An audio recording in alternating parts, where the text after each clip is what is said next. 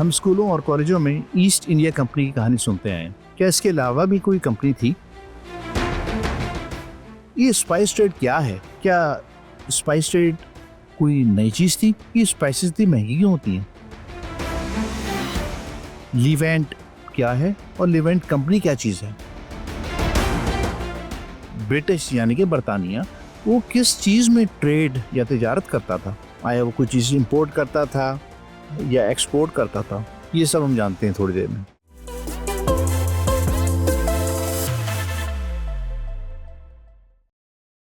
अस्सलाम वालेकुम, सैयद मोहम्मद जाफरी आपकी खिदमत में हाजिर है।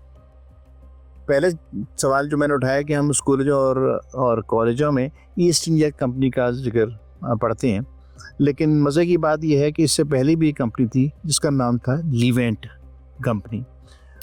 ये दोनों कंपनीज जो हैं वो चार्टर्ड कंपनीज कहलाती हैं। चार्टर्ड का लफ्ज़ यानी कि जो मल्का बरतानिया थी उसके हुक्म से, उसके एग्रीमेंट से जो चीज़ बनती थी उसको हम चार्टर्ड का कहते हैं।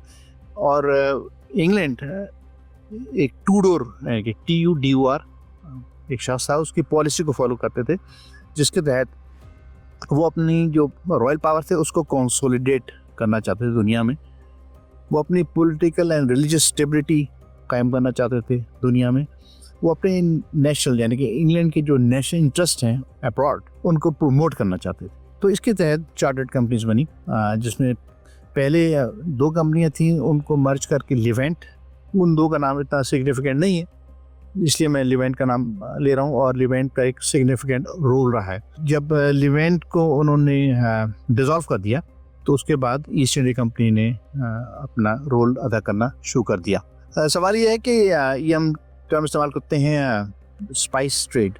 स्पाइस ट्रेड सिर्फ मसाला जात नहीं है, बल्कि इसमें एग्जॉटिक फैब्रिक्स भी आते हैं, इसमें पोर्सिलीन प्रोडक्ट्स हैं वो आती हैं, जेम्स आते हैं, अद्वियात यानी कि मेडिसिन आती हैं, और डाइज यानी कि रंगरेजी के लिए जो केमिकल इस्तेमाल होता है उसको डाई कहते हैं, वो होते हैं।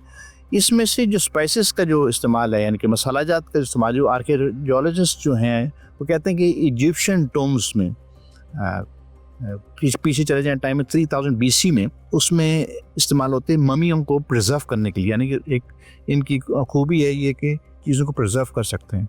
फिर खाने में इनका इस्तेमाल आप जानते ही हैं। इसके अलावा इसका रिलीजियस इस्तेमाल भी है, यानी कि दीन के हवाले से भी कुछ अदियान जो हैं वो इसका इस्तेमाल करते हैं। तो क्या ये स्पाइस ट्रेड कोई नई चीज़ थी? यानी कि इन चीज़ों का जो है वो इतना पूरी दुनिया से मुराद जितने यूरोपीय ममालिक थे उसके पीछे भाग रहे थे। तो जब सी रूट्स दरियाफ्त होने से पहले ये काम जो है वो सिल्क रोड के थ्रू होता था। यानी कि जो भी चीज़ें मूव करती थी बाय रोड वो वेस्ट से ईस्ट जाती थी और उसमें सिल्क रोड का इस्तेमाल करते थे। जो ममालिक या कंट्रीज़ इस रूट के ऊपर होती थी वो अपना राइट ऑफ वे अपने हाथ में रखती थी, जिसके लिए वो एक बहुत ज़्यादा किस्म की फ़ीस लेती थी जिसको टोल टैक्स कह सकते हैं, और वो they used to charge that.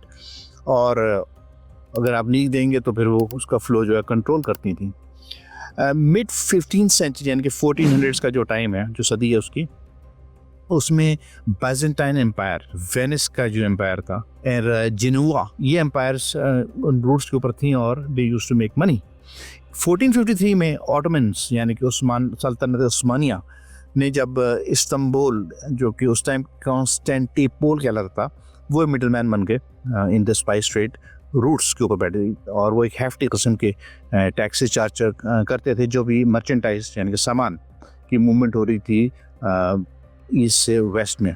ये सारा जो खर्चे हैं ये चीज़ को महंगा बना देते हैं, और इसके महंगी होने की और जो वजूहत हैं वो ये है कि ये छोटे छोटे आइलैंड्स हैं साउथ पैसिफिक में, वहाँ यानी कि फॉर एग्जांपल एक स्पाइस है नटमेग, वो वहाँ पाई जाती है, जिसको हासिल करने के लिए फॉर एग्जांपल आपको जो हर्डल्स आते हैं उसमें पॉलिटिकल हर्डल्स भी हो सकते हैं, उसमें टैरिफ जो कि उस ज़माने में ट्रेड बैरियर्स के नाम से जाना था वो हर्डल्स होते हैं। तो ये सारी चीज़ें जो हैं उस रसाई उनको चीज़ों को लेकर आना था सब कुछ दूर यूरोप से, तो ये चीज़ें इस तरह महंगी हो जाती हैं। इनको एक लग्जरी ट्रेड की मद में शामिल करते हैं। जब आप चीज़ें आएंगे और ये बिकेंगी तो वो काफ़ी ल्यूक्रेटिव होती हैं, ये फिर काफ़ी पॉपुलर भी होती हैं एक अपर मिडिल क्लास के अंदर। अब सवाल है कि व्हाट इज़ लिवेंट, जिसका मैंने शुरू में जिक्र किया, और लिवेंट कंपनी क्या है। ये दो मुख्तलिफ चीज़ें। लिवेंट है एक ग्रुप ऑफ कंट्रीज, इसको लिवेंट का नाम दिया गया था। उसमें साइप्रस शामिल है, उसमें इजिप्ट शामिल है, Iraq, Israel, Jordan, Lebanon, Palestine, Syria और टर्की। इस ग्रुप ऑफ कंट्रीज़ को हम लिवेंट कहते थे। ये एक मुख्तलिफ ज़बान का लफ्ज़ है जो कि आखिरकार अंग्रेज़ों ने इस्तेमाल किया इसको।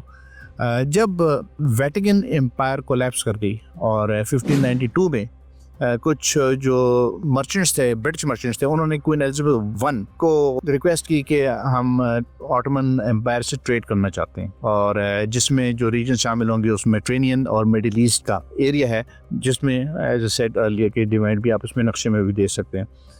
तो उसने एक चार्टर इसको एक्सेप्ट कर लिया और एक चार्टर्ड कंपनी लिवेंट कंपनी के नाम से बन गई, जिसके कोई 300 मेंबरान थे, और जो मेंबर्स थे उनको टर्की मर्चेंट्स कहलाता था। इसके जो नुमाइंदे थे, जो रिप्रेजेंटेटिव्स थे, जो कि ऑन साइट होते थे, यानी कि जैसे कि सब कॉन्टिनेंट में ऑन साइट होते थे, तो उनको जो पोस्ट होती थी, ट्रेडिंग स्टेशंस होते थे, उनको फैक्ट्रीज कहते थे, सेम एज इन सब कॉन्टिनेंट। तो ये लिवेंट में भी उनका नाम फैक्ट्रीज ही था।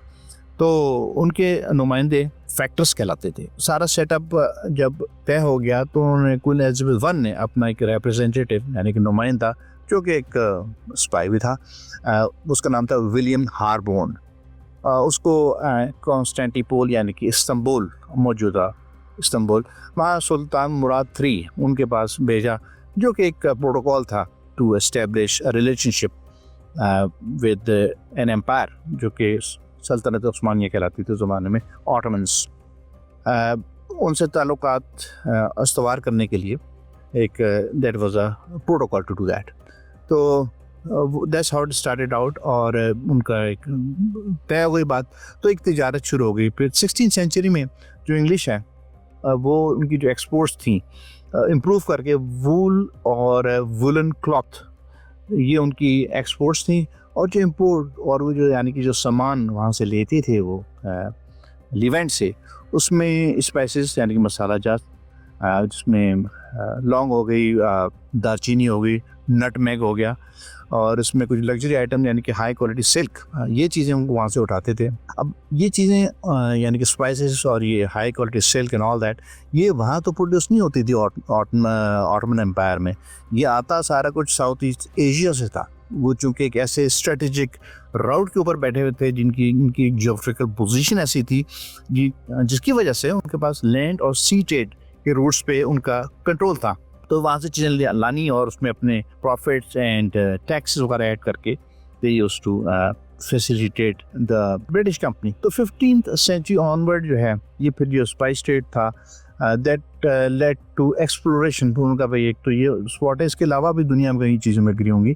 तो एक्सप्लोरेशन से फिर ये चला के शिफ्ट हो गया इंपीरियलिज्म की तरफ। जब ये इंपीरियलिज्म की तरफ शिफ्ट हो गया तो फिर ईस्ट इंडिया कंपनी ने वो काम किया, यानी कि इन्होंने फिर जाके कॉलोनाइजेशन शुरू की। लिवेंट कंपनी की हद तक ये काम कॉलोनाइजेशन वाला नहीं कर रहे थे। इसके बाद इन्होंने देखा कि भाई ये तो ये माल ला के यहाँ बेचते हैं, तो इसका सोर्स कहाँ है, आता कहाँ से है।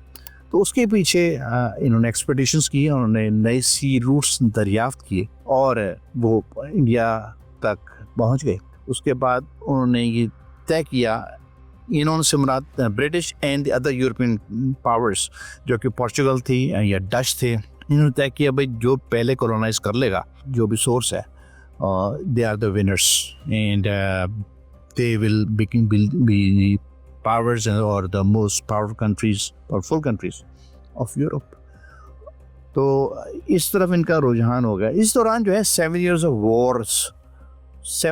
war which is from 1756 to 1763, इसने लपेट में ले लिया पूरी यूरोप को। द यूरोपियन जो मेजर कंट्रीज थी उनकी जंग शुरू हो गई थी, और इसमें जो लास्ट थी इस दौरानी के में वो थी ऑटोमन एम्पायर, यानी कि सल्तनत उस्मानिया की जो लड़ाई हुई थी रशिया के साथ। They lost in that war, और इनकी जो किंगडम है वो ख़त्म हो गई, और लिवेंट पे जो है ब्रिटिश का होल्ड हो गया।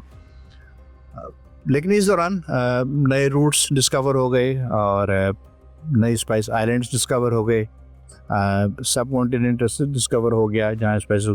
तो बस फिर ये था कि फिर कॉलोनाइजेशन की दौर शुरू हो गई। आपने फिर उसके बाद हिस्ट्री में देखा हो कि अफ्रीका में भी गए और वहाँ भी उन्होंने रिसोर्सेस जो हैं उनको काबू कर लिया। एंड इसी तरह फिर सुपरमेसी की जंग फिर जलती रहा, उसके बाद तारीख आपके सामने ही है। तो दिस वाज समथिंग न्यू जो मैं आपके सामने पेश करना चाहता था। Thank you very much for your time. इंशाल्लाह फिर आपसे मुलाकात होगी। खुदा हाफिज़।